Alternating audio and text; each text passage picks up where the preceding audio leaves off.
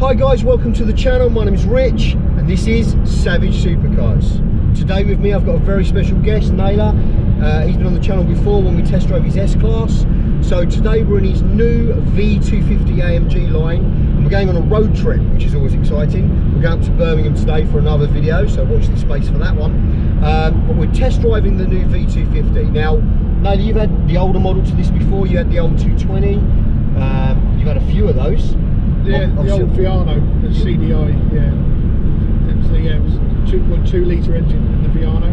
Now these aren't the Vianos anymore, are they? Although they're based on the Viano van, these are actually, they're called the V Class, the V250. Yeah, again, Mercedes up the game and just rebranded, redeveloped, redesigned. And what you got today is the V Class, which is next level. It is another level, guys. I've got to say, this is another level. I mean, when I got in this vehicle this morning, I've seen it before, but I've never actually been out in it. It is on another level. It's so comfortable, it's so quiet, it's so responsive, but ergonomically, the interior is stunning. I mean, you could be in an S-Class or an E-Class without any shadow of a doubt. Yeah. And the 250 is about 190, 200 brake, but it's just smooth and effortless. It's lovely. It's, again, I said it before, when you come to do the S-Class, it's a van that drives itself, and it is the S-Class with 8 people can fit in it. So this is the 8 seat. Now there's lots of seat configurations in there. You can have the 5 seats, basically with a 3 bench and the 2 captains with a table, or, which I had in the Viano. I had the 2 seats and the 3 bench in the back with a table that popped up and stuff. But just went for the 6 in the back. So there's the 2 bench seats, basically 3 on each, facing each other like the conference style they call it. Just purely because it's the long wheelbase, so it's good for taking friends to the airport. You can get absolutely oodles of luggage in the boot and stuff. It's just a great all-round workhorse, and I would never, I said to you literally before we started filming, it's one of the most comfortablest cars I own, next to the S-Class, and it's a privilege to drive. We're just getting on the bottom of the M6 and we've driven all the way from Kent this morning, and I feel like I've just driven round to the shop. I'm not tired or any driving fatigue or anything. It's fantastic. The interior in here is amazing. I mean, you've got carbon fibre, you've got the sensitive touch buttons, the roller dial for the volume. It really is another level. And by saying it's based on a van doesn't give it justice. It really doesn't, because the suspension's not, is it? It's not insulting to me by any means, but I think it's insulting to the brand. Yeah. Although it is the van shell, by nowhere near, it's the van interior, it's nowhere near the van suspension, and it's certainly nowhere near the van seats. You know what I mean? Well, let's be honest, I mean, you've had some big celebrities in these vehicles, you know, and it's comfort, it's quality, you're getting them from A to B, whether it's a festival or an airport or whatever it is, in pure luxury. Yeah. And it is unbelievable. I genuinely cannot get over it. And the power delivery, you know, obviously we're sticking to the speed limit anyway, but it's just smooth. You know, it's not rattly, it's not hard, it's not harsh. It's just unbelievable. It really, really is. It is a beautiful drive. Yeah. And the reason why I went for the 250 over the 220 is purely because, like you said, it's the power delivery. Yeah. The 220, great van. I keep calling them vans because that's what they are. It's a great van, but it just, if you put a load of people with luggage in it, it just struggles with the power delivery a little bit. Yeah. Whereas this will just pull like a train, no matter who you've got in it or what you've got in it. I think this is about 40 brake horsepower more than the 220, but it's not about 100, 120, 130 mile an hour top speed. It's about what you're carrying and how easy and effortless the engine makes the journey. We've done over 100 miles already today, and it's absolutely unbelievable, guys. It's really, really amazing. So, as you've seen from the beginning of the video, when I've done the walk around, it's a good looking vehicle. I love the wheels. The first thing I said this morning when I pulled up, the wheels, standard AMG wheels, but it really looked another level. You know, everyone talks about the VW Transporter as the best kind of people carry a van-based vehicle. I think Mercedes will give them a run for their money, to be honest with you. I'd have one of these as a family car. You know, as all the professional chauffeurs now, the high-end chauffeurs, they're all driving this kind of vehicle now. It looks the part for what you do for a living. You know, let's be honest, your career is, you know, celebrity close protection work and tour management. It looks the part. It drives amazing. It's well spent. It's got everything: heated, cooling seats. It's got everything in here, and yeah, it is really, really comfortable. So yeah, I'm very, very impressed. But while I've got you, Nate, I've got to tell you've got to tell our viewers and our listeners. So you recently had a day event at Brands Hatch, and he was on the phone to me, guys. I wasn't there with him, but he was on the phone to me talking about this car and that car and what price he could buy, and it's always great to hear from Naylor, because he's always got these great ideas and they're fantastic. But so what did you do? You went to Brands Hatch. You had a 5 supercar day challenge. Is that right? So I'll take you back to Christmas. My 2 daughters brought me a race day, 5 supercar challenge. So originally booked it for June, but due to the COVID stuff, it got pushed back, and it got pushed back again, and then got pushed back again. So eventually the date come round in September, about 2 weeks ago, for me to go to Brands Hatch and have a play with their toys. Went up there, got there for about midday, had all the safety briefings. The weather was atrocious. I thought, oh, this is all going to be called off. But you know, we did the briefing. They went through all the safety guff and all the tick all the boxes and sign here. And so we eventually got out on the track. The 5 cars I chose were the Porsche 911, the Ferrari. Obviously, they had a selection of Ferraris. I'll tell you which one they gave me in a minute. The Lamborghini Gallardo, the Aston Martin, and my. They said you had a choice car, and I chose. It was either like McLaren or blah blah blah. But I went for an Ariel Atom. Yeah, I've driven one of those. They're crazy. They're crazy. So anyway, the day begun. I was in the Porsche 911 first, and then followed by the Ferrari F30. Then I jumped into the Lambo. Then I did the Aston, and then I did the Ariel. I'll start with the 911. What a car! You had the 4S. This was the Carrera 4S. A car! I jumped in this thing. Yeah. Although I couldn't get up to 4 speed at Brands Hatch, because if you don't know Brands Hatch, it's not the biggest of tracks, so you can't really get your foot down there. It's not got any big long straights. Plus it was wet. Plus the instructors don't know you, so they was a bit limited on what they were telling you and where they could push you and stuff. But you know, but from the minute I got in the car, I thought I could see myself at home in one of these. It was beautiful. You know, and I had a great couple of laps in it. It was very responsive. It felt like it knew what it was doing on the road. You know, it was one of them. Everyday supercar. Yeah, about that. So then we moved on to the Ferrari F430. Yeah, the 430. Sorry, F430. I've got to be honest with you. I was very disappointed in the car they gave me. It was an old F430. Yeah. It was noisy as you like, but you expect that from Ferrari. But I got in and I thought, this is very dated. Obviously, I couldn't see what year it was because they had all their branding number plates all over it. But you know, it was a great car to drive. It was noisy. It was fast. But I was a little disappointed with that. When I went on to the Lamborghini Gallardo, again, I got in it. I felt very weird. I don't know if you've obviously you have. I know you've sat in a Lamborghini Gallardo. Yeah. But for those people that haven't, I felt like I was driving like this. Yeah, you're offset. It was really, the pedal and seating position is offset. It was the weird. Like here, I'm straight down. I'm straight, but I felt like the steering wheel was obviously in the centre, but I was sitting like this. Yeah.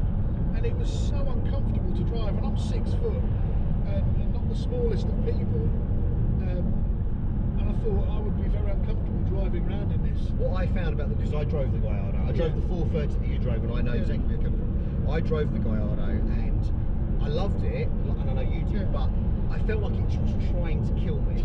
I can imagine if you're living with that car day to day, you know, going to the shops to get some milk and a newspaper, is today the day it's going to kill me? And that's how it made me feel. It wouldn't kill you comfortably. Yeah. You're uncomfortable. Yeah. I mean, loud, raw, I get it, but yeah, I was the same. All the noises were right, the speed was right. It was just, I got in it and I thought, this doesn't feel right. I just felt uncomfortable. I'd only been in it 30 seconds, and like we couldn't do what we're doing today on it. No. You know what I mean, we get out and have to go straight for massages. You know, it was a lovely car, but no, not for me. And then the Aston Martin, I think it was the DB, I can't remember. No, you had the V8 Vantage Spider, V8 Vantage which Spider. to me, pretty car. Yeah, but Pretty beautiful car. But again, I got in it, and it must have been an older one they gave me. Yeah, it would have been an early one. Yeah. And I just thought it didn't really. It looked dated, yeah, didn't it? It didn't really make me excited. And then the Ariel Atom, which I was really looking forward to driving, really excited. I'd been in one as a passenger many years ago. I paid for my wife to go on a driving day, and you could do a hot lap with a racing driver for like £20. So I did it, and epic. I thought, I want to drive one of these. So when the opportunity came up, I picked it, and I got in it. And I get it was wet, and I get it was slippy, but And they were a handful. to be told, put the clutch in, I'm going to put you in 5th gear, and there's no need to change gear going around the track. I was like, You were disappointed. I thought I'm just driving an automatic go-kart here. I wanted to actually feel. Yeah, you wanted the whole engagement. I wanted to drive it. I just didn't because it's a theatre. Driving there an Atom is a theatrical event. And You know, the noise, the roar, the engineering of it. To put on around Brands Hatch in 5th gear, and then do not get me wrong, in 5th gear, putting your foot down, you could tell it was going to go, and it did. But I wanted the whole 1st, 2nd, 3rd. You know, I get it. I wanted that experience. You know, the experience I wouldn't get in anything else. So, you know, on the whole, out of the 5 cars I drove, the Porsche was the best thing I've ever driven. It did everything you wanted. The looks, the quality, the sound, the enjoyment, the involvement. Exactly. And then it sort of just went downhill from there. But don't get me wrong, all beautiful cars, all have their place within you know, the supercar bragging rights, so to speak. You know, obviously, it's horses for courses, isn't it? Do you know what I mean? You know, I'm not built to be driving around a Lamborghini Gallardo. I think that the thing is as well, you've a valid point actually. So, you know, the Ferrari 430 and the Lamborghini Gallardo, they're not everyday cars. If I'm honest, although I love it, everybody knows I'm a huge Aston fan, I don't think the V8 Vantage is an everyday car. The newer one with the Mercedes engine and gearbox, it is an everyday car. I know a guy that's driving one every day. He's already done 27,000 miles on the new one, and it's fine. The older one, not so much.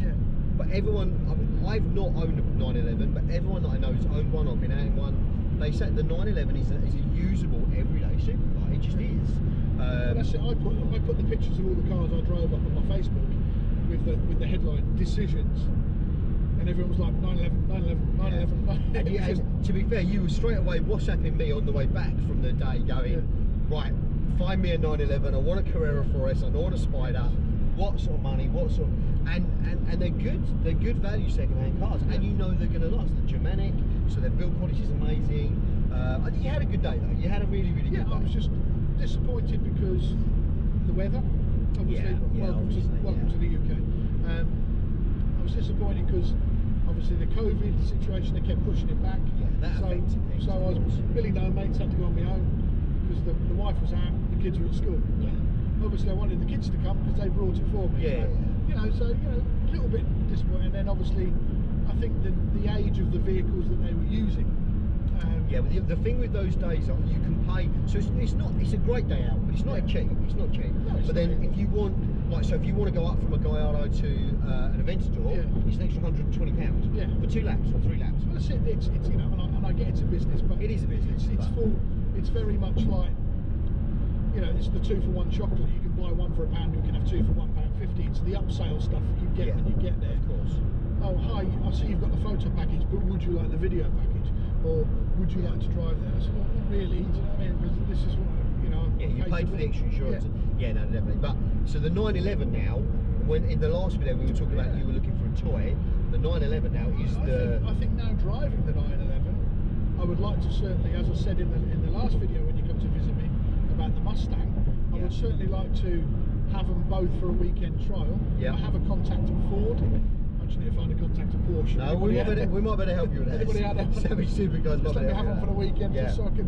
Because I don't think going for your test drive with your local dealer for 20 minutes up the road is a test drive. No, I think a lot of the main dealers. Mercedes will give you a car for a weekend. You need to live with these vehicles. Definitely. You need to see what they look like on your drive. See how the kids feel. See what they're like on the school run. See what it's like if you're taking the wife out for dinner or picking her up from the shop. I think you've got to live with these vehicles to see if they're really for you, because after driving that Porsche around the track for 3 laps, which was 3 miles, I could instantly tell that I liked it. Yeah. Yeah, Whereas 3 laps. was in 30 seconds of getting in the Lamborghini, I'm thinking this is going to hurt when I get out. Yeah, osteopath appointment. and like you said, it's one of them cars that's going to kill you. You're not going to be comfortable. Yeah. If you crash your Porsche, at least you're going to be comfortable. When I did mine, I didn't drive the Porsche. The Porsche wasn't available, so I did the same F430 as you, the same Gallardo as you. I did a Aston Martin DB9, which I did love, but it was old. I did a BMW i8, which is amazing, but I had a Lexus at the time, company car, so it was just a faster version of that. And the Aerolatum. But I did drive the Audi R8, and I love the R8. I know you were a bit disappointed when you test drove one. Yeah, like I said before, I was just disappointed in it. And, so, if you said to me Audi R8 or Audi RS6, then I'd be going with the RS6 straight away. No. So, well, look, we've got a long journey ahead, and it's great. I mean, the V250 I'm really impressed with, guys. I really am. Hopefully you guys are. I know you've had older ones. You've already ordered some new ones for your business as well. Yeah, these are your bread and butter vehicles moving forward. There's now a V300 that's out, but I've yet to. Is that a hybrid?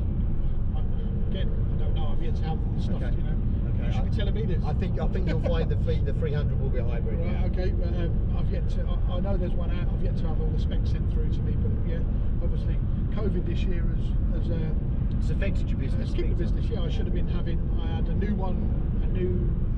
Where was we? This is a 19. I had a 20 plate ready for March and a 70 plate on order for September.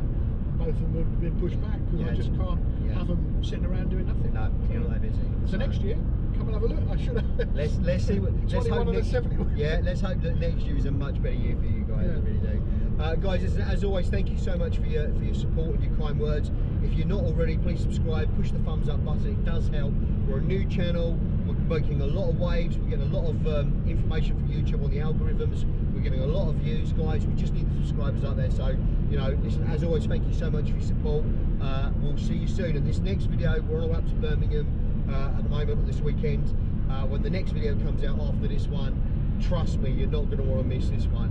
This is one for the masses, I promise you guys. So stay safe, guys. Thanks for the support. See you soon. Take care. Thanks, Naylor. Bye, mate.